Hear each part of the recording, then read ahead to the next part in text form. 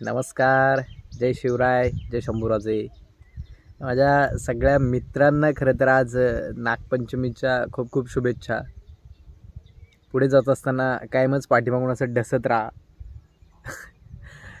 काय हरकत नाही. नागपंचमीच्या तुम्हाला सगळ्यांनाच खूप खूप शुभेच्छा देतो.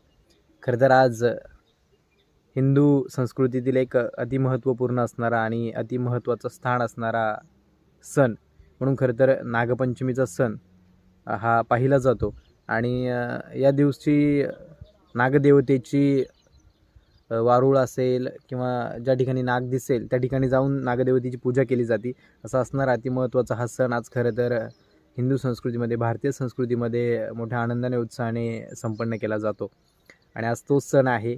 आणि खरं तर आज माझ्या माताभगिनी नक्कीच आपल्या नागभावाची, म्हणजे त्याला अजून एक असं महत्त्व आहे की जसं बहीण भावंडांचे जे सण असतात त्याच्यामध्ये रक्षाबंधन असेल, भाऊबीज असेल, तसाच हा एक बहीण भावांचाच थोडक्यामध्ये सण आहे नागपंचमी. ज्यावेळेस माझी माता भगिनी शेतामध्ये कुठे काम करत असेल, काय असेल, त्यावेळेस म्हणजे त्या नागदेवतेनी तिचं रक्षण करावं असं मानलं जातं. म्हणून आजच्या दिवसाला महिला वर्ग किंवा माता भगिनींनी आपल्या भावासाठी, म्हणजे असं नागदेवतेसाठी उपवास धरतात. असा असणारा हा सण. आणि आज खरं तर हा नागपंचमीचा सण आहे. तुम्हाला सगळ्यांना पुन्हा एकदा खूप खूप शुभेच्छा. धन्यवाद.